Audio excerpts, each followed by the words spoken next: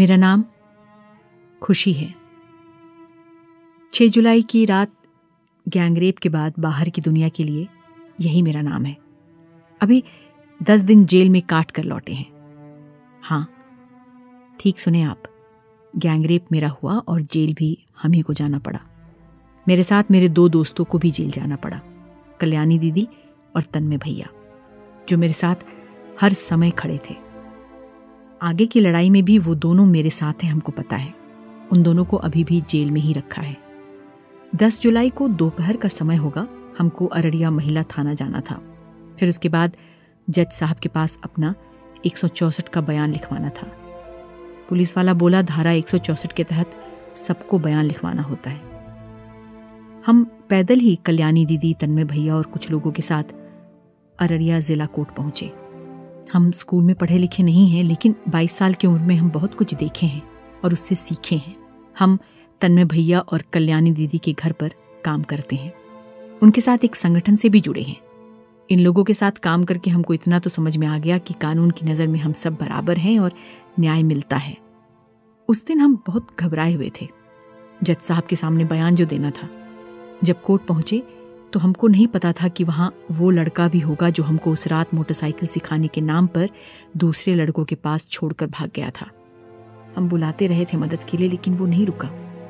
मेरा दोस्त है, नहीं प्रेमी नहीं, केवल दोस्त। हमको साइकिल चलाना आता है, बहुत अच्छा लगता है साइकिल चलाना। वो लड़का हमको मोटरसाइकिल सिखाने का वादा किया था। हम सीखना चाहते हैं मोटरसाइकिल। कितना अच्छा लगता है, अपनी मनमर्जी से कहीं भी जा सकते हैं। कुछ दिन तो अच्छे से सीखे उसके साथ। फिर 6 जुलाई की रात उसी बहाने हमको वो कहीं और लेकर चला गया। उसके बाद तो जो हुआ मेरे साथ, उसी कारण हम कोर्ट में खड़े थे। कोर्ट में उसको जब वहां खड़े देखे, उसकी माँ भी वही थी, तो हम और घबरा गए। मेरे सामने उस रात की सारी बात फिर से चलने लगी। क्या कुछ ऐसा नहीं हो सकता था कि हमको उसका सामना नहीं करना पड़ता अदालत में? क्या मेरा बयान अलग जगह पर नहीं लिया जा सकता था? मेरा मन बेचैन हो गया। मन क्या जल्दी से बयान हो और हम उस जगह से निकल जाएं। मेरा सर चकरा रहा था, लेकिन हमको 3-4 घंटा वहीं गर्मी में खड़े रहकर इंतजार करना पड़ा। क्या किसी जगह कुर्सी मिल सकती थी ताकि बैठकर हम अपने बेचैनी पर काबू पा सके, घबराहट पर काबू पा सके? हमको याद आ रहा था कि हम उस रात के बाद कितना परेशान हो गए थे। हम तो किसी को बताना नहीं चाहते थे कि मेरे साथ क्या हुआ। हमको पता था कि रेप के साथ कितनी बदनामी जुड़ी हुई है। सब परिवार, सारा समाज क्या कहेगा? क्या हमको ही दोष देगा? क्या मेरा साइकिल चलाना, उस शाम उस लड़के के साथ मोटरसाइकिल सीखना, आज़ादी से घूमना फिरना, संगठन की दीदी लोगों का साथ देना, प्रदर्शन में जाना, क्या इस सब में मेरे रेप की वजह ढूंढेंगे? यही सब मेरे दिमाग में चल रहा था। और बहुत कुछ ऐसा हुआ भी। मोहल्ले में लोग बोलने लगे कि ये लड़की पढ़ी लिखी नहीं है, फिर भी साइकिल चलाती है, स्मार्टफोन रखती है। मेरे में ही खोट निकालने लगे। लेकिन मेरी बुआ बोली कि अगर अभी नहीं बोलोगी तो ये लड़के फिर तुमको परेशान करेंगे। हमको भी लगा कि मेरे साथ ये हो गया, किसी और के साथ नहीं होना चाहिए। कल्याणी दीदी और तन्मय भैया, जिनके घर हम काम करते हैं, वो भी बोले कि हमको पुलिस केस करना चाहिए। हम हिम्मत किए। इतना झेल लिए हैं तो और भी झेल लेंगे। लेकिन कोर्ट में उस दिन घंटों इंतजार करते हुए और उस लड़के को सामने देखकर हम बहुत घबरा गए। आप होते तो आपको कैसा लगता? इन 4 दिन में हम कितनी बार तो रेप की रात की कहानी पुलिस को बताए होंगे। कई बार तो हमको ही इस घटना का जिम्मेदार बताया गया।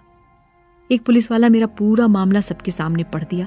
इसके बाद जिसके खिलाफ हम शिकायत लिखवाए थे, उसके परिवार वाले हमसे बात करने की कोशिश करने लगे।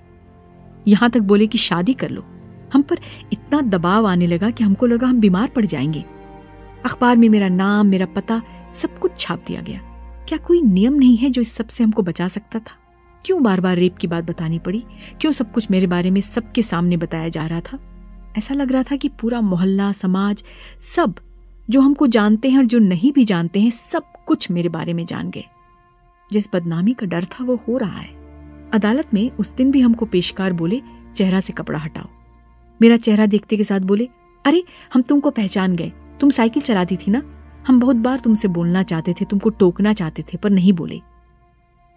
हमको नहीं पता पेशकार हमको क्या बोलना चाहते थे। कोर्ट में लंबे इंतजार के बाद हमको जज साहब अंदर बुलाए। अब कमरे में केवल हम और वो थे। हम कभी ऐसे माहौल में नहीं रहे हैं। क्या होगा, क्या करना होगा, क्यों यहाँ कल्याणी दीदी और तन्मय भैया नहीं है। मेरे दिमाग में ये सब चल रहा था। जज साहब पूरी बात सुने और साथ में लिखे भी। फिर वो जो लिखे थे हमको पढ़कर सुनाने लगे। उनके मुंह पर रुमाल था। जो वे मेरा बयान सुना रहे थे हमको कुछ समझ में नहीं आया। हम सोच रहे थे क्या जो हम बोले हैं वही लिखा है। हम बोले, सर हमको समझ में नहीं आ रहा है, आप रुमाल हटा कर बताइए। जज साहब रुमाल नहीं हटाए, लेकिन फिर मेरा बयान सुनाए। मेरा दिमाग सुन्न हो गया था। फिर हमको जज साहब उस बयान पर साइन करने के लिए बोले। हम भले ही स्कूल नहीं गए, लेकिन इतना तो जानते ही हैं कि जब तक बात समझ में नहीं आए किसी कागज पर साइन नहीं करो। हम मना किए। हम फिर बोले, हमको समझ में नहीं आया, कल्याणी दीदी को बुला दीजिए, वो पढ़कर सुना देंगी, हम समझ जाएंगे और साइन कर देंगे। जज साहब आग बबूला हो गए। कहे, क्यों, तुमको हम पर भरोसा नहीं है? बदतमीज लड़की, तुमको कोई तमीज नहीं सिखाया है? मेरा दिमाग एकदम सुन्न था। हम कुछ गलत बोले क्या? हम बोले, नहीं सर, हम आप पर भरोसा करते हैं, लेकिन आप जो पढ़ रहे हैं वो हमको समझ में नहीं आ रहा है। क्या कोई नियम नहीं जिसकी मदद से हमको जितनी देर तक बयान समझ में नहीं आ रहा हो हमको समझाया जाए? हम इतना डर गए थे। हम साइन कर दिए और बाहर भाग गए कल्याणी दीदी के पास। जज साहब तब तक अपने दूसरे कर्मचारी और पुलिस को कमरे में बुला लिए थे। फिर वो कल्याणी दीदी को बुलाए। कल्याणी दीदी और हम अंदर आए। जज साहब अब भी गुस्से में थे। हम और कल्याणी दीदी उनसे माफी भी मांगे, फिर भी हमारी बात कोई नहीं सुन रहा था।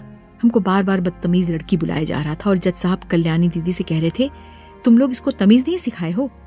हमको लगा कि काश जज साहब हमारी बात सुनते। कल्याणी दीदी और तन्मय भैया ने भी जज साहब को अपनी बात कहने की कोशिश की। वो दोनों बोले कि अगर खुशी को बयान समझ में नहीं आ रहा है तो उसको फिर से पढ़कर बयान सुनाया जाना चाहिए। जज साहब ने कहा, इतना काम है यहाँ दिखता नहीं है। हम अगर गरीब नहीं होते तो मेरी बात सुनी जाती ना। हमारी आवाज तेज है, शायद हम ऊंचा बोलते हैं। क्या मेरा ऊंचा बोलना गलत था? हम जज साहब को बोले कि जब तक बयान समझ में नहीं आएगा हम साइन नहीं करेंगे। क्या कानून में मेरा ये कहना गलत है? उस कमरे में इतना शोर था कि हमको पता चल गया था कि अब हमारी बात नहीं सुनी जाएगी। वही हुआ। हम, तन्मय भैया और कल्याणी दीदी वहीं खड़े थे। हम लोगों का वीडियो बनाया जाने लगा और बताया गया कि हम सरकारी कामकाज में बाधा पहुंचा रहे थे, इसीलिए हम लोगों को अब जेल जाना होगा। हम सोचे कि जब इतना झेले हैं तो ये भी सही, जेल जाएंगे। हमको 10 दिन बाद बेल मिल गई, लेकिन जो मेरे साथ खड़े थे उनको अब तक जेल में रखा गया है। हमारे खिलाफ जो केस दर्ज हुआ है उसमें लिखा है कि हम लोग गाली दिए, बयान का कागज फाड़ने की कोशिश किए।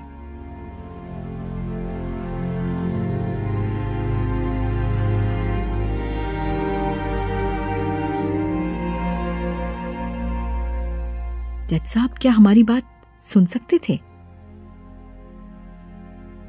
हम केवल न्याय चाहते हैं। हम ये लड़ाई छोड़ेंगे नहीं।